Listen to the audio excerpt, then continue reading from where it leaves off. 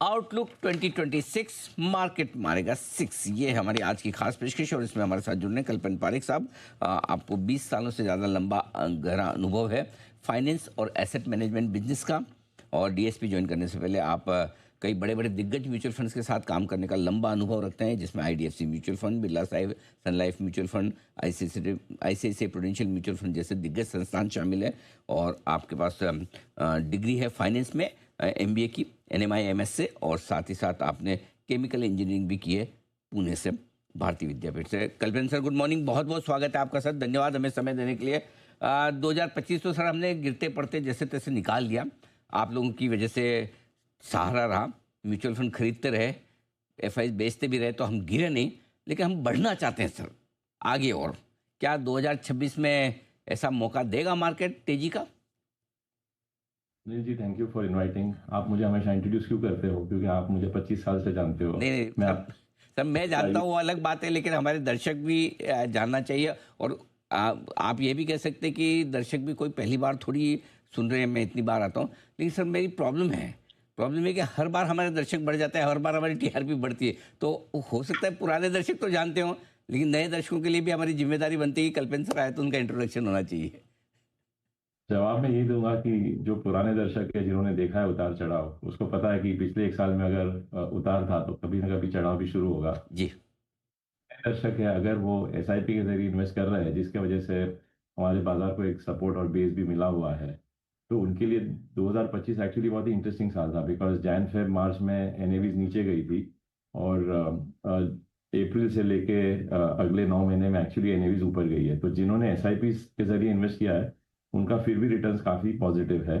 और जिन्होंने लमसम किया है, उनके लिए थोड़ा चैलेंजिंग था 2025 का साल। मेरा ये मानना है कि 2024 से ब्रॉडली अर्निंग्स ग्रोथ जो है वो स्लो हुआ है, सिंगल डिजिट अर्निंग्स। आज ये छठा क्वार्टर है जब अर्निंग्स ग्रोथ कॉर्पोरेट इंडिया का स्लो रहेगा। तो कभी ना कभी ये एक सिक्लिकल स्लो डाउन है, शैलो स्लो डाउन है, ये रिवाइव होगा। और अगले साल में कोई ना कोई क्वार्टर में टर्निंग पॉइंट दिख सकता है। हमारा मानना है कि 12 से 13% का अर्निंग्स ग्रोथ रिकवरी होने की आशा है हमें। लेकिन बाजार जो वैल्यूएशन पे है, ये प्राइस कर रहा है 15 से 20% का प्रॉफिट ग्रोथ। तो उसमें थोड़ा गैप है, और 15 से 20% प्रॉफिट ग्रोथ के लीवर्स अभी दिख नहीं गए हैं। लेकिन 10 से 12%, 12 से 14% प्रॉफिट ग्रोथ अगर होता है, वो भी स्टेबल मार्केट के लिए सही रहेगा। और अलग अलग पॉकेट्स में अपॉर्चुनिटी है। तो डाइवर्सिफाइड पोर्टफोलियो जो होता है किसी भी म्यूचुअल फंड का, इन्वेस्टर्स के लिए वही सही तरीका है। एसआईपी करते रहिए, बिकॉज जब जब बाजार गिरेगा आपको यूनिट ज्यादा मिलेंगे। तेजी कहीं ना कहीं पे होगी, या तो एनएवी में होगी या यूनिट्स में होगी। हमें इसका फायदा लेना है। बिल्कुल, तो ये बिल्कुल सही बात की कि अगर आपने पॉइंट अच्छा दिया है। मतलब अप्रैल के बाद से एनएवी ऊपर आनी शुरू हो चुकी, जबकि मार्केट को ऊपर आने में, पिछले साल के हाई को पार करने में हमारा तो क्या नवंबर आ गया था सर। नवंबर में जाके 14 महीने बाद, पिछले सितंबर के बाद 14 महीने बाद निफ्टी हाई पर आया है, लगभग उस लेवल पे। लेकिन मार्केट अप्रैल के बाद से एनएवीज जो है म्यूचुअल फंड की बढ़ना शुरू हो गई, ये बड़ा फायदा है एसआईपी करने का।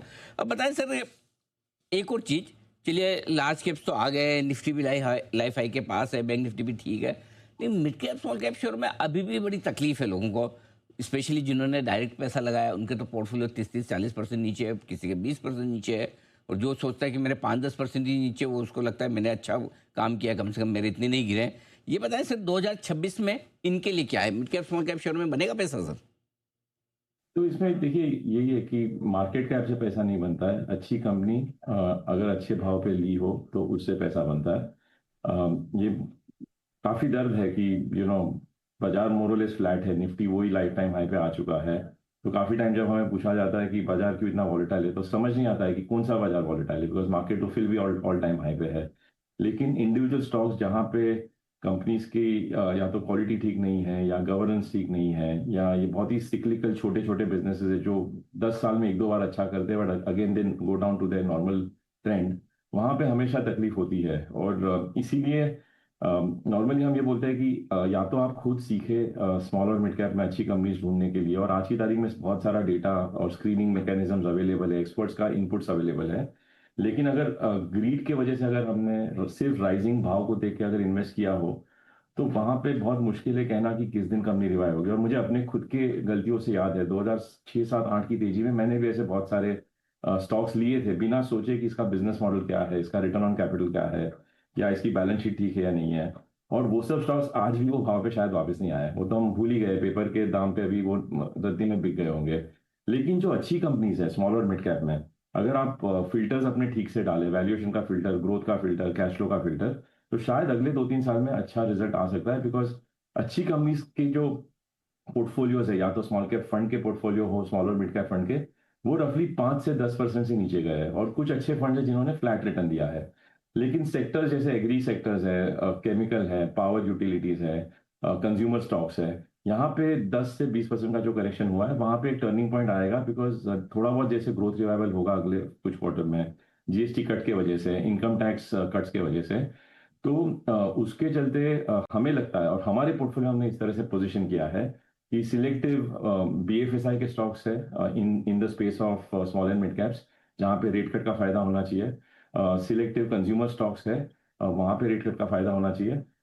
तो अगर आपने ठीक से होमवर्क किया तो आपको अच्छे स्टॉक्स मिल सकते हैं। और अगर ये नहीं कर पाते हो तो अच्छे बहुत सारे म्यूचुअल फंड है स्मॉल कैप और मिड कैप में, सिर्फ एसआईपी के जरिए आप अपनी शुरुआत फिर से कर सकते हो। अभी भी उतार चढ़ाव रहेगा, पूरे के पूरे कैटेगरी का वैल्यूएशन आज भी 25 से 35 टाइम पे है। 25 से 35 टाइम वैल्यूएशन का मतलब है सिर्फ 3 से 4% earnings yield, over and above what ever dividend yield and growth that you can get. तो वैल्यूएशन अभी भी इतने सस्ते हुए नहीं है, इसीलिए ध्यान रखना जरूरी है। और एसआईपी एक बेहतर तरीका है। सिक्स तो बाजार कभी ना कभी मारेगा, लेकिन जब तक आप सिक्स नहीं मारो, आपको सिंगल्स देना जरूरी है। और वो सिंगल्स आपका मंथली एसआईपी का जरिया रहेगा। सर, लेकिन आपको बताऊं 26 के आखिरी लेटर में 6 ही है, वो आखिरी नंबर 6 ही है। तो सर लगवा दो 6 इसी साल में, मजा आ जाए। लेकिन आइए 2026 में सर बताएं कौन सी थीम से जो आपको पसंद है या जो आपको लगता है कि बेहतर करनी चाहिए। तो ओवरऑल बीएफएसआई हमें पिछले 1-1.5 साल से अच्छा लग रहा है, और वहां पे ट्रेंड स्ट्रेंथन हो रहा है। बिकॉज एक साल पहले वैल्यूएशन की वजह से अच्छा लग रहा था, अब एक्चुअल अर्निंग्स ग्रोथ आना थोड़ा शुरू हुआ है। काफी कंसोलिडेशन हो चुका है बैंकिंग, फाइनेंशियल सर्विसेज, इंश्योरेंस में और एनबीएफसीज में। आरबीआई ने सपोर्ट किया है बेहतर लिक्विडिटी और quality, quantity of money and the price at which that money is available, दोनों, मतलब क्वांटिटी ऑफ मनी बढ़ रही है, लिक्विडिटी इंप्रूव हुई है, और रेट कट के बाद कॉस्ट ऑफ कैपिटल नीचे हुआ है। तो वो एक स्पेस है जो काफी इंटरेस्टिंग है।